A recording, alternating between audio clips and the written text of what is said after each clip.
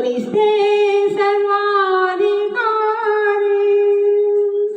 సైతాను జనము గుల్చెను పాతాళమునకు పంపను నీతి పదంబు పెంప రుధిరంబుగా జగనా క్రీస్తే సర్వాధికారి మృత్యుములు త్రుంపను నిత్యాదివాంబు వెంపను మధ్యాళి భయము దీపను మరణంబు గెలిచెగానా క్రీస్తే సర్వాధికారి పరమందు దివిజులైన దరయందు మనుజులైన ప్రతి నాలుగా మోకాలు ప్రభునే భజించుగానా క్రీస్తే సర్వాధికారి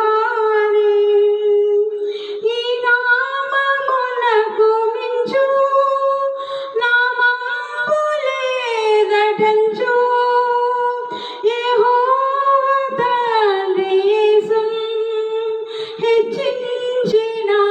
హెచ్చించినాడుగానా క్రీస్తే సర్వాధికారి యెహోవా తండ్రి యేసును హెచ్చించినాడు. మరి మృత్యువు ముళ్ళు త్రుంపన్ నిత్య జీవము పెంపన్ మన కొరకు నిత్య జీవము.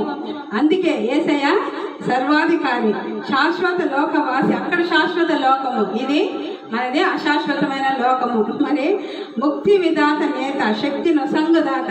ఎప్పుడు బలహీనలం అప్పుడే మనము బలవంతులం అని చెప్తున్నాను కదా.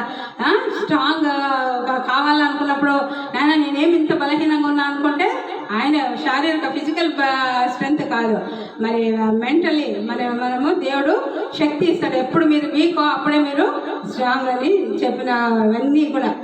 మృత్యు ముళ్ళు తెచ్చాడు. పరమందు దివిజులైన ధరయందు మనుజులైన ప్రతి నాలుక మోకాలు ప్రభువే భజించును గాక. బాబా ఎంత చక్కటి